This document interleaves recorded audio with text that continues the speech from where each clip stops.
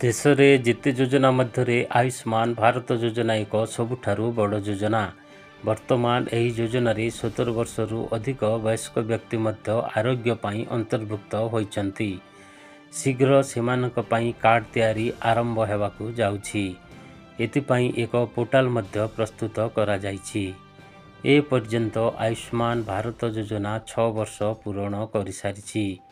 ଏହି ଯୋଜନା ଅଧୀନରେ ଏ ପର୍ଯ୍ୟନ୍ତ 35.36 କୋଟି ଲୋକଙ୍କୁ କାର୍ଡ଼ ପ୍ରଦାନ କରାଯାଇଛି। କେନ୍ଦ୍ର ସରକାର 6 କୋଟି ବରିଷ୍ଠ ନାଗରିକଙ୍କ ପାଇଁ ବଡ଼ ଘୋଷଣା କରିଛନ୍ତି।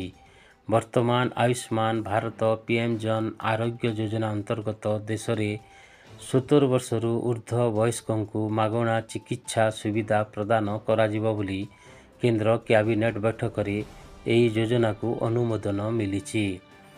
ଆୟୁଷ୍ମାନ ଭାରତ ପିଏମ୍ ଜନ ଆରୋଗ୍ୟ ଯୋଜନା ଅନ୍ତର୍ଗତ ଯେଉଁ ପରିବାର ପୂର୍ବରୁ ପଞ୍ଜୀକୃତ ଥିବେ ସେମାନଙ୍କ ପରିବାରର ବରିଷ୍ଠ ନାଗରିକମାନେ ଅତିରିକ୍ତ ଲାଭ ପାଇପାରିବେ।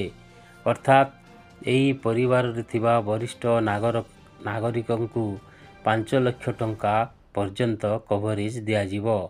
ଏହି ଯୋଜନା ଅନ୍ତର୍ଗତ ଦେଶର 4.5 କୋଟି ପରିବାର ଅନ୍ତର୍ଭୁକ୍ତ ହେବେ ବୋଲି ସୂଚନା ମିଳିଛି।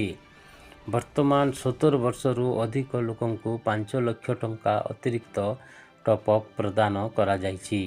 ତେଣୁ ଯେଉଁ ପରିବାରଗୁଡ଼ିକ ପୂର୍ବରୁ କଭର କରି ସେମାନଙ୍କ ପାଇଁ କଭରେଜ ପରିମାଣ 10 ଲକ୍ଷରେ ପହଞ୍ଚି ସାରିଛି।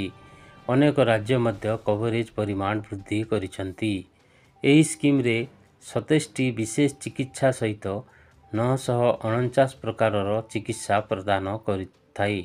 ଅଧିକାଂଶ କ୍ଷେତ୍ରରେ କର୍କଟ, କିଡ୍ନି ରୋଗ, ହୃଦୟ ରୋଗ ଅନ୍ତର୍ଭୁକ୍ତ।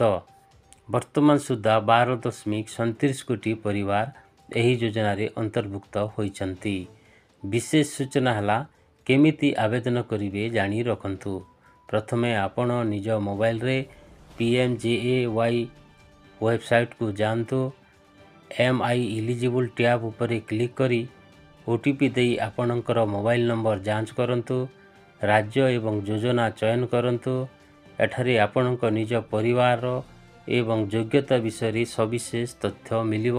ତାପରେ https://ayushmanoff.in/ଟ୍ୟାବ୍ ଖୋଲିବ।